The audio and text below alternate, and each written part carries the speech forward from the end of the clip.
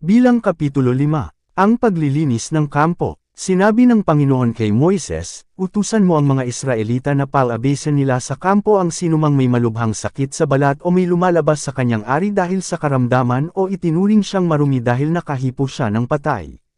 Palabasin ninyo sila, lalaki man o babae para hindi nila marumihan ng kampo, kung saan ako naninirahang kasama ninyo. Kaya pinalabas ng mga Israelita ang mga ganoong tao sa kampo ayon sa iniutos ng Panginoon kay Moises. Ang bayad sa ginawa ng masama. Pagkatapos, sinabi ng Panginoon kay Moises, sabihin mo sa mga Israelita na kung ang isang lalaki o babae ay sumuwi sa gusto ng Panginoon sa pamamagitan ng paggawa ng masama sa kanyang kapwa, nagkasala ang taong iyon. Kailangang aminin niya ang nagawang kasalanan, at kailangang bayaran niya ng buo ang ginawa niya ng masama, at dagdagan ng 20% ang bayad. Pero kung patay na ang ginawa ng masama at wala na siyang malapit na kamag-anak na tatanggap ng bayad, ang bayad ay mapupunta sa Panginoon at kailangang ibigay ito sa pari, kasama ng tupa na ihahandog ng pari para tabyusan ang kasalanan ng taong iyon. Ang lahat ng banal na regalo na dinadala ng mga Israelita sa mga pari ay magiging pag-aari na ng pari. Magiging pag-aari ng mga pari ang mga banal na handog na ito. Ang parusa sa babaeng nanlalalaki. Sinabi pa ng Panginoon kay Moises, sabihin mo ito sa mga Israelita, kung sakali man na may isang lalaking naghihinala na nanlalalaki ang kanyang asawa, ngunit wala siyang katibayan dahil walang nakakita nito sa akto, kailangang dalhin niya ang kanyang asawa sa pari kahit na hindi totoong dinungisan nito ang sarili sa pamamagitan ng pangangalo niya. At kailangang magdala ang lalaki ng handog na 2 kilong harinang sebada para sa kanyang asawa. Hindi niya ito dapat lagyan ng langis o insenso dahil ito ay handog ng paghihinala. Dadalhin ng pari ang babae sa aking presensya, at pagkatapos ay maglalagay ang pari ng tubig sa mangkok na gawa sa putik, at lalagyan niya ito ng alikabok na mula sa sahig ng toldang tipanan.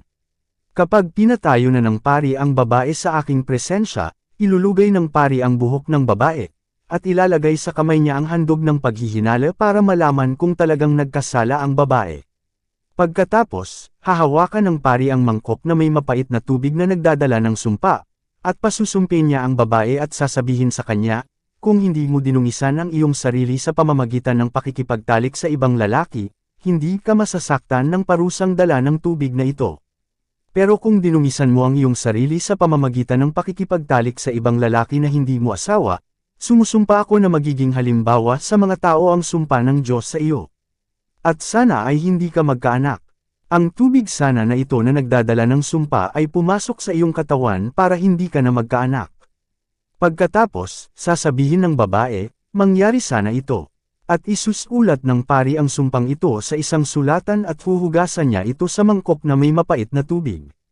Kapag napainom na sa babae ang mapait na tubig na nagdadala ng sumpa, at kung may kasalanan siya, magiging dahilan ito ng matinding paghihirap niya, kung talagang nagkasala siya. Pagkatapos, kukunin ng pari sa kamay ng babae ang handog ng paghihinala na inihandog ng asawa niya dahil sa paghihinala nito, at itataas ito ng pari sa aking presensya at dadalhin sa altar. Kukuha ang pari ng isang dakot ng handog na ito upang malaman kung nagkasala nga ang babae o hindi, at susunugin ito sa altar. Pagkatapos, ipapainom niya sa babae ang tubig. Kung totoong dinungisan niya ang kanyang sarili sa pamamagitan ng pagtataksil sa kanyang asawa, magpaparusa sa kanya ng matindi ang tubig na kanyang ininom na nagdadala ng sumpa. Hindi na siya magkakaanak at magiging halimbawa sa mga tao ang sumpa ng Diyos sa kanya. Pero kung hindi niya dinungisan ang kanyang sarili, hindi siya masasaktan, at magkakaanak siya. Ito ang kautusan tungkol sa lalaki na naghihinala sa kanyang asawa.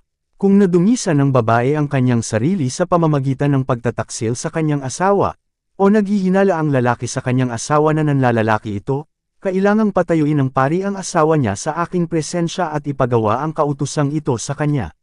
Walang pananagutan ng lalaki pero may pananagutan ang babae kung nagkasala siya, at magdurusa siya sa kanyang kasalanan. Bilang Kapitulo 6. Ang tuntunin tungkol sa taong inihandog para sa paglilingkod sa Panginoon. Sinabi ng Panginoon kay Moises, sabihin mo sa mga Israelita na kung ang isang lalaki o babae ay gagawa ng isang panata na itatalaga niya ang kanyang sarili sa paglilingkod sa akin bilang Nazaaryo, kailangang hindi siya iinom ng alak na mula sa ubas o ng kahit na anong nakalalasing na inumin. Hindi rin siya gagamit ng suka na galing sa anumang inuming nakalalasing. Hindi rin siya dapat uminom ng katas ng ubas, o kumain ng ubas o pasas. Habang isa siyang Nazaaryo, kailangang hindi siya kakain ng kahit anong galing sa ubas, kahit na buto o balat nito. Hindi rin niya pagugupitan ang kanyang buhok habang hindi pa natatapos ang kanyang panata sa Panginoon. Kailangang maging banal siya hanggang sa matapos ang panahon ng kanyang panata. Kaya hahayaan lang niyang hamaba ang kanyang buhok. At habang hindi pa natatapos ang kanyang panata sa Panginoon, hindi siya dapat lumapit sa patay, kahit na ama pa niya ito, ina o kapatid. Hindi niya dapat dungisan ang kanyang sarili dahil lang sa kanila. Dahil ang kanyang buhok ay simbolo ng pagtatalaga niya ng kanyang buhay sa Panginoon. Kaya sa buong panahon ng pagtatalaga niya ng kanyang buhay, ibinukod siya para sa Panginoon. Kung may biglang namatay sa kanyang tabi, at dahil dito ay nadumihan ang kanyang buhok na simbolo ng kanyang pagkakatalaga sa Panginoon, kailangang ahitan niya ito sa ika-7 araw, iyon ang araw ng kanyang paglilinis. Sa ika-8 araw, kailangang magdala siya ng 2 kalapati o 2 ibon na bato-bato sa pari roon sa pintuan ng toldang tipanan. Ihahandog ng pari ang isa bilang handog sa paglilinis at ang isa bilang handog na sinusunog. Sa pamamagitan nito, mapapatawad siya sa kasalanan niya na paghipo sa patay. Sa mismong araw na iyon, itatalaga niyang muli ang kanyang sarili at muli niyang pahahabain ang kanyang buhok. Ang lumipas na mga araw ng kanyang paglilingkod sa Panginoon ay hindi kabilang sa pagtupad niya sa kanyang panata, dahil nadungisan siya nang nakahipo siya ng patay. Kailangang italaga niyang muli ang kanyang sarili hanggang sa matapos ang kanyang panata, at magdala siya ng lalaking tupa bilang handog na pambayad sa kanyang kasalanan. Ito ang kanyang dapat gawin kapag natapos na niya ang kanyang panata bilang Nazaaryo, kailangang dalhin siya sa pintuan ng toldang tipanan. Doon, maghahandog siya sa Panginoon nitong mga sumusunod na hayop na walang kapintasan, isang lalaking tupa na 1 taong gulang bilang handog na sinusunog, isang babaeng tupa na 1 taong gulang din bilang handog sa paglilinis at isang lalaking tupa bilang handog para sa mabuting relasyon. Bukod pa rito, maghahandog din siya ng mga handog bilang pagpaparangal sa Panginoon, mga handog na inumin at isang basket ng tinapay na walang pampaalsa, na ginawa mula sa magandang klaseng harina. Ang ibang tinapay ay makapal na hinaluan ng langis, at ang iba naman ay manipis na pinahiran ng langis. Ang pari ang maghahandog nito sa Panginoon, ihahandog niya ang handog sa paglilinis at ang handog na sinusunog, pagkatapos, ihahandog din niya ang lalaking tupa bilang handog para sa mabuting relasyon kasama ang isang basket na tinapay na walang pampaalsa. At ihahandog din niya ang mga handog bilang pagpaparangal sa Panginoon at ang mga handog na inumin. At doon sa pintuan ng toldang tipanan aahitan ng Nazaaryo ang kanyang buhok na simbolo ng pagtatalaga niya ng kanyang buhay sa Panginoon. Susunugan niya ito sa apoy na pinagsusunugan ng handog na para sa mabuting relasyon.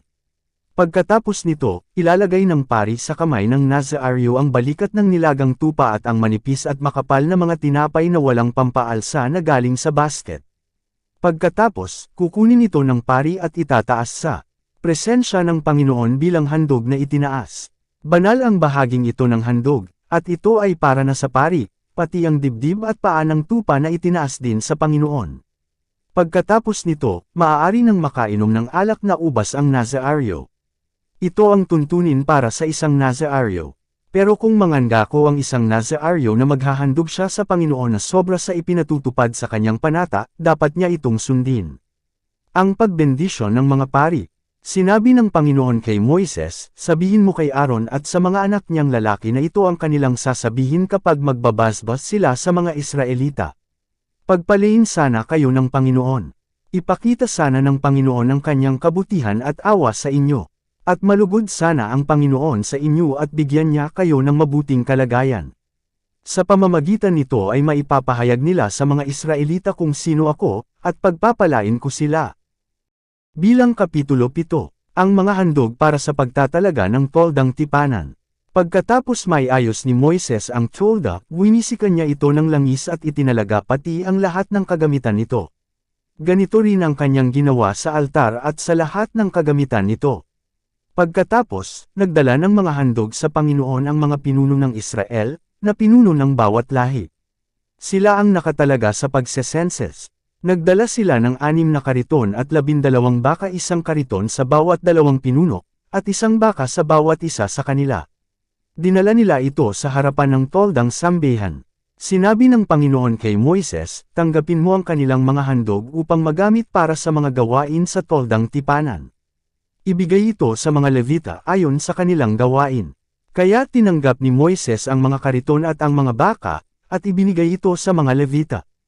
Ibinigay niya ang 2 kariton at 4 na baka sa mga angkan ni Gershon para sa kanilang gawain. At ibinigay niya ang 4 na kariton at 8 baka sa mga angkan ni Merari para rin sa kanilang gawain. Pinamumunuan silang lahat ni Itamar na anak ng paring si Aaron. Pero hindi binigyan ni Moises ng kariton o baka ang mga angkan ni Kohat dahil sila ang itinalaga sa pagdadala ng mga banal na bagay ng tolda. Nagdala rin ang mga pinuno ng kanilang mga handog para sa pagtatalaga ng altar noong itinalaga ito. Sinabi ng Panginoon kay Moises, kailangan na sa bawat araw, may isang pinuno na magdadala ng kanyang handog para sa pagtatalaga ng altar. Sa ganitong paraan nila dinala ang kanilang mga handog. Nang unang araw, si Nashon na anak ni Aminadab, na pinuno ng lahi ni Juda. Nang ikalawang araw, si Nethanel na anak ni Zuar, na pinuno ng lahi ni Isakar. Nang ikatlong araw, si Eliab na anak ni Helon, na pinuno ng lahi ni Zebulun. Nang ikaapat na araw, si Elizur na anak ni Sejer, na pinuno ng lahi ni Ruben. Nang ikalimang araw, si Selumil na anak ni Zurishaddai, na pinuno ng lahi ni Simeon. Nang ika-6 na araw, si Eliasaph na anak ni Duel, na pinuno ng lahi ni Gad. Nang ika-7 araw, si Elishama na anak ni Amihud, na pinuno ng lahi ni Ephraim. Nang ika-8 araw, si Gamaliel na anak ni Pedazur, na pinuno ng lahi ni Manase.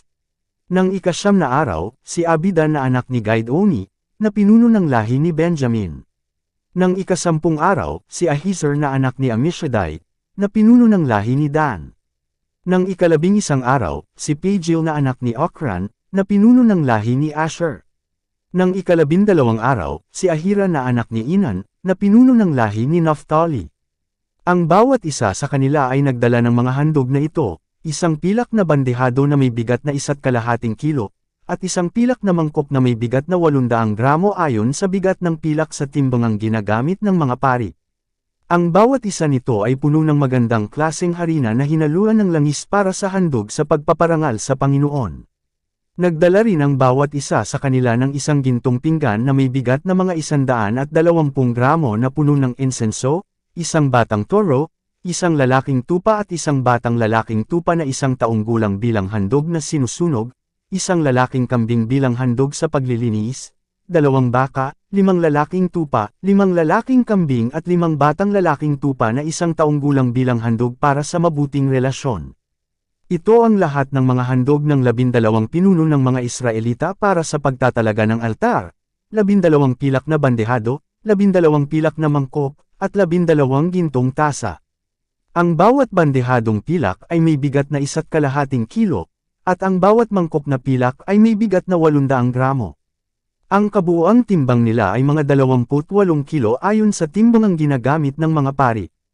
Ang 12 gintong lalagyan na puno ng insenso ay may bigat na mga 120 gramo bawat isa ayon sa bigat ng ginto sa timbangang ginagamit ng mga pari. Ang kabuuang timbang nila ay mga 1,440 gramo. Ang mga hayop na ibinigay para sa handog na sinusunog, 12 batang toro, 12 lalaking tupa at 12 lalaking tupang 1 taong gulang pa lang ang edad, kasama nito ang mga handog bilang pagpaparangal sa Panginoon. Ang handog sa paglilinis, 12 lalaking kambing. Ang mga hayop na handog para sa mabuting relasyon, 24 na toro, 60 lalaking tupa, 60 lalaking kambing at 60 batang lalaking tupa na 1 taong gulang pa lang ang edad. Ito ang lahat ng mga handog ng italaga ang altar. Kapag papasok si Moises sa toldang tipanan para makipag-usap sa Panginoon, naririnig niya ang boses na nakikipag-usap sa kanya galing sa gitna ng 2 kerubin, sa ibabaw ng takip ng kahon ng kasunduan. Doon nakikipag-usap ang Panginoon kay Moises. Bilang Kapitulo 8, ang paglalagay ng mga ilaw.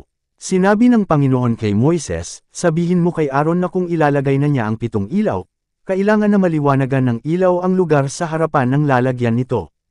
Kaya ginawa ito ni Aaron, inilagay niya ang mga ilaw na ang sinag nito ay nagliliwanag sa harapan, ayon sa iniutos ng Panginoon kay Moises.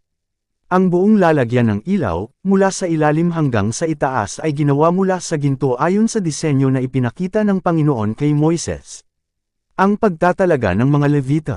Sinabi ng Panginoon kay Moises, ibukod ang mga Levita sa ibang mga Israelita, at linisin sila.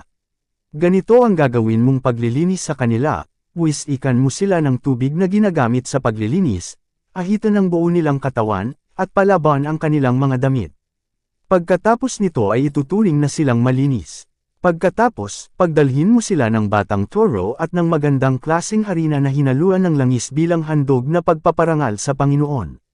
Pagdalhin mo rin sila ng isa pang batang toro bilang handog sa paglilinis.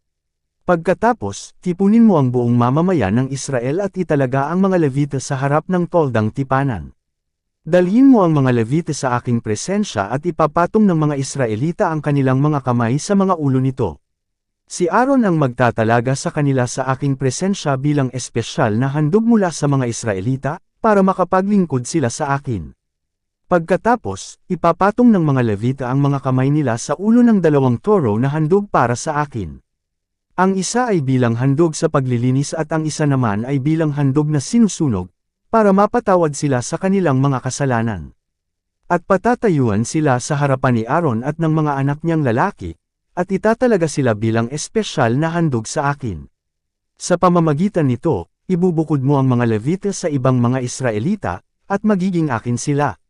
Pagkatapos na malinisan mo ang mga Levita at may talaga sila sa akin bilang espesyal na handog, makapaglilingkod na sila sa toldang tipanan. Sila ang mga Israelita na ibinukod para lang sa akin kapalit ng lahat ng panganay na lalaki ng mga Israelita. Dahil ang bawat panganay sa Israel ay akin, tao man o hayop. Nang pinagpapatay ko ang lahat ng panganay ng mga Egyptyo, ibinukod ko para sa akin ang lahat ng panganay na lalaki ng Israel. At kinuha ko ang mga Levita kapalit ng lahat ng panganay na lalaki ng Israel. Sa lahat ng mga Israelita, ang mga Levita ang pinili ko na tumulong kay Aaron at sa mga anak niyang lalaki. Maglilingkod sila sa toldang tipanan para sa mga Israelita, at gagawa sila ng mga seremonya para sa kapatawaran ng kasalanan ng mga Israelita, para walang panganib na dumating sa kanila kapag lumapit sila sa toldang tipanan. Kaya itinalaga nila Moises, Aaron at ng buong mamamayan ng Israel ang mga Levita ayon sa iniutos ng Panginoon kay Moises. Naglinis ang mga Levita ng kanilang sarili at nilaban nila ang kanilang mga damit. Pagkatapos, itinalaga sila ni Aaron sa presensya ng Panginoon bilang espesyal na handog, at gumawa si Aaron ng seremonya para sa kapatawaran ng mga kasalanan nila, at para maituring silang malinis. Pagkatapos noon, naglingkod na ang mga Levita sa toldang tipanan sa ilalim ng pamamahala ni Aaron at ng mga anak niya. Kaya ginawa nila sa mga Levita ang iniutos ng Panginoon kay Moises. Sinabi ng Panginoon kay Moises, para sa mga Levita ang mga tuntuning ito, magsisimula ang mga Levita sa paglilingkod sa toldang tipanan sa edad na 25, at titigil sila sa paglilingkod sa edad na 50. At kapag magre-retiro na sila, maaari silang makatulong sa kapwa nila Levita sa pamamagitan ng paglilingkod bilang tagapagbantay sa tolda, pero hindi na sila gagawa ng mga gawain sa tolda. Ganito ang paraan kung paano mo ibibigay ang mga tungkulin sa mga Levita. Bilang Kapitulo 9, ng unang buwan ng ikalawang taon, mula nang inilabas ang mga Israelita sa Ehipto, sinabi ng Panginoon kay Moises doon sa desyerto ng Sinai, ipagdiriwang ng mga Israelita ang pista ng paglampas ng anghel sa nakatakdang panahon. Simula sa paglubog ng araw sa ika-14 na araw ng buwang ito, kailangang sundin ninyo ang lahat ng tuntunin tungkol sa pistang ito. Kaya sinabihan ni Moises ang mga Israelita na ipagdiwang ang pista ng paglampas ng anghel, at sinunod nila ito roon sa desyerto ng Sinai nang lumubog ang araw ng ika-14 na araw ng unang buwan. Ginawa ito ng lahat ng mga Israelita ayon sa iniutos ng Panginoon kay Moises. Pero may iba sa kanila na hindi nakapagdiwang ng pistang ito dahil ng araw na iyon, itinuturing silang marumi dahil nakahipo sila ng patay. Kaya ng mismong araw na iyon, pumunta sila kina Moises at Aaron at sinabi nila, naging marumi kami dahil nakahipo kami ng patay, pero bakit ba hindi kami pinapayagan sa pagdiriwang ng pistang ito at sa pag-aalay ng mga handog sa Panginoon kasama ng ibang mga Israelita sa naitakdang panahon? Sumagot si Moises sa kanila, maghintay muna kayo hanggang sa malaman ko kung ano ang iuutos ng Panginoon sa akin tungkol sa inyo.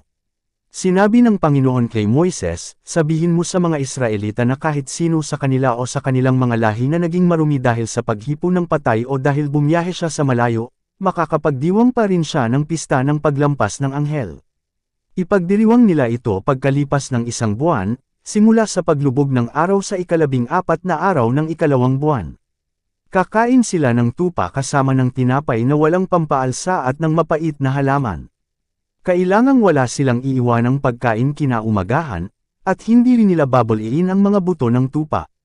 Kung magdiriwang sila ng pista ng paglampas ng anghel, kailangang sundin ang lahat ng mga tuntunin tungkol dito. Pero ang tao na hindi nagdiwang ng pista ng paglampas ng anghel, kahit na itinuturing pa siyang malinis at hindi bumiyahe sa malayo, ang taong iyon ay huwag na ninyong ituring na kababayan, dahil hindi siya nag-alay ng handog para sa Panginoon sa nakatakdang panahon. Magdurusa siya sa kanyang kasalanan. Kung may dayuhan na naninirahang kasama ninyo na gustong makipagdiwang ng pista ng paglampas ng anghel, kailangang ipagdiwang niya ito ayon sa lahat ng mga tuntunin nito. Magkapareho lang ang mga tuntunin para sa mga katutubong Israelita at sa mga dayuhan. Ang ulap sa toldang tipanan. Nang araw na ipinatayo ang toldang sambihan na tinatawag ding toldang tipanan, natakpan ito ng ulap. Ang ulap na ito ay nagliliwanag na parang apoy mula gabi hanggang umaga. Ganito palagi ang nangyayari, ang ulap ay bumabalot sa toldang tipanan kung araw at nagliliwanag naman ito na parang apoy kung gabi. Kapag pumapaitaas na ang ulap, umaalis na rin ang mga Israelita at nagpapatuloy sa kanilang paglalakbay, at kung saan tumitigil ang ulap, doon sila nagkakampo. Kaya naglalakbay at nagkakampo ang mga Israelita ayon sa utos ng Panginoon. Hindi sila naglalakbay habang nasa ibabaw pa ng tolda ang ulap. Kahit magtagal ang ulap sa ibabaw ng tolda, naghihintay lang sila sa utos ng Panginoon at hindi sila umaalis. Kung minsan, mga ilang araw lang ang ulap sa ibabaw ng tolda, kaya nananatili rin doon ang mga tao ng ilang araw. Pagkatapos, aalis ulit sila ayon sa utos ng Panginoon. Kung minsan naman ay nananatili lang ang ulap sa ibabaw ng tolda ng isang gabi at pumapaitaas na ito kinaumagahan, at nagpapatuloy sila sa paglalakbay. Araw man o gabi, naglalakbay ang mga Israelita sa tuwing pumapaitaas ang ulap. Kung nananatili ang ulap sa ibabaw ng tolda ng 2 araw o 1 buwan o 1 taon, ganoon din katagal nananatili ang mga Israelita sa kanilang kampo. Kaya nagkakampo at naglalakbay ang mga Israelita ayon sa utos ng Panginoon. At sinunod nila ang mga utos ng Panginoon sa pamamagitan ni Moises. Bilang Kapitulo 10, ang mga trumpetang pilak. Sinabi ng Panginoon kay Moises, magpagawa ka ng 2 trumpetang pilak, at gamitin mo ito upang tipunin ang mga tao at ihanda sila sa paglalakbay. Kapag pinatunog na ng sabay ang 2 trumpeta, magtitipon ang buong mamamayan sa pintuan ng toldang tipanan. Kapag isa lang ang pinatunog, ang mga pinuno lang ng bawat lahi ang magtitipon sa iyong harapan. Kapag pinatunog ang trumpeta para ihanda ang mga tao sa paglalakbay, ang mga lahi sa silangang bahagi ng tolda ang mauunang lumakad. Kapag pinatunog ang trumpeta ng 2 beses, ang lahi naman sa gawing timog na bahagi ng tolda ang mauunang lumakad. Ang pagpapatunog na ito ang magiging hudyat ng kanilang paglakad. Pero iba ang pagpapatunog ng trumpeta kapag titipunin sila. Ang mga angkan ni Aaron na mga pari ang magpapatunog ng mga trumpeta. Ang mga tuntuning ito ay dapat ninyong tuparin at ng susunod pang mga henerasyon. Kapag naroon na kayo sa inyong lupain, at may kikipaglaban na sa inyong mga kaaway na umaapi sa inyo, patunugan ninyo ang trumpeta, at ako, ang Panginoon na inyong Diyos, ay aalalahanan kayo at ililigtas sa inyong mga kaaway. At sa panahon ng inyong pagsasaya sa inyong pagdiriwang ng pista, pati na ng pista ng pagsisimula ng buwan patutunugin din ninyo ang mga trumpeta kung mag-aalay kayo ng mga handog na sinusunog at handog para sa mabuting relasyon. Ang mga trumpetang ito ang magpapaalala sa akin na inyong Diyos ng aking kasunduan sa inyo. Ako ang Panginoon na inyong Diyos. Umalis ang mga Israelita sa Sinai. Nang 20 araw ng 2 buwan, ng 2 taon mula nang inilabas ang mga Israelita sa Ehipto, pumaitaas ang ulap mula sa toldang sambihan kung saan nakalagay ang kasunduan. Pagkatapos, umalis ang mga Israelita sa desyerto ng Sinai at nagpatuloy sa paglalakbay hanggang sa tumigil ang ulap sa desyerto ng Paran. Ito ang unang pagkakataon na naglakbay sila ayon sa utos ng Panginoon sa pamamagitan ni Moises. Ang unang grupo na naglakbay dala ang kanilang bandila ay ang grupong pinangungunahan ng lahi ni Juda. Ang pinuno nila ay si Nashon na anak ni Aminadab. Ang lahi ni Issachar ay pinamumunuan ni Nethanel na anak ni Zuar, at ang lahi ni Zebulun ay pinamumunuan ni Eliab na anak ni Helon. Pagkatapos kalasin ng toldang sambihan, dinala ito ng mga angkan ni Gershon at ng mga angkan ni Merari, at sumunod sila sa paglalakad. Ang sumunod na lumakad dala ang kanilang bandila ay ang grupong pinangungunahan ng lahi ni Reuben. Ang kanilang pinuno ay si Elizur na anak ni Sejer. Ang lahi ni Simeon ay pinangungunahan ni Selumil na anak ni Zurishaddai, at ang lahi ni Gad ay pinamumunuan ni Eli Asaph na anak ni Duel. At ang sumunod ay ang mga angkan ni Kohat na nagdadala ng mga banal na kagamitan ng tolda. Kailangang naiayos na ang tolda bago sila dumating sa susunod na lugar na kanilang pagkakampuhan. Ang sumunod na lumakad dala ang kanilang bandila ay ang grupo na pinangungunahan ng lahi ni Ephraim.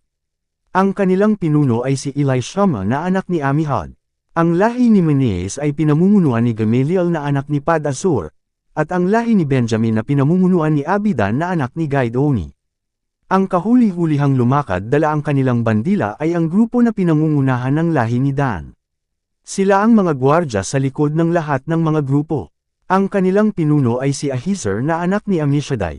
Ang lahi ni Asher ay pinamumunuan ni Pagiel na anak ni Okran, at ang lahi ni Naphtali ay pinamumunuan ni Ahira na anak ni Enan. Ito ang pagkakasunod-sunod ng paglalakbay ng mga lahi ng Israel na magkakagrupo. Ngayon, sinabi ni Moises kay Hobab na kanyang bayaw na anak ni Reuel na Midianita, maglalakbay na kami sa lugar na sinabi ng Panginoon na ibibigay niya sa amin. Kaya sumama ka sa amin at hindi ka namin pababayaan, dahil nangako ang Panginoon na pagpapalain niya ang Israel. Sumagot si Hobab, ayaw ko. Babalik ako sa aking bayan at sa aking mga kamag-anak. Sinabi ni Moises, kung maaari, huwag mo kaming iwan. Ikaw ang nakakaalam kung saan ang mabuting lugar sa disyerto na maaari naming pagkakampuhan. Kung sasama ka sa amin, babahaginan ka namin ng lahat ng pagpapalang ibibigay sa amin ng Panginoon. Kaya umalis sila sa bundok ng Panginoon at naglakbay ng 3 araw. Nasa unahan nila palagi ang kahon ng kasunduan para humanap ng lugar na kanilang mapagpapahingahan. Kung araw, ang ulap ng Panginoon ay nasa itaas nila kapag naglalakbay sila. Bawat panahon na dadalhin ang kahon ng kasunduan, sinasabi ni Moises, O Panginoon, mauna po kayo at pangalatin po ninyo ang inyong mga kaaway. Sana ay magsitakas sila, at kapag inihihinto na nila sa paglalakbay ang kahon ng kasunduan, sinasabi ni Moises, Panginoon, bumalik na po kayo rito sa libu-libong mamamayan ng Israel.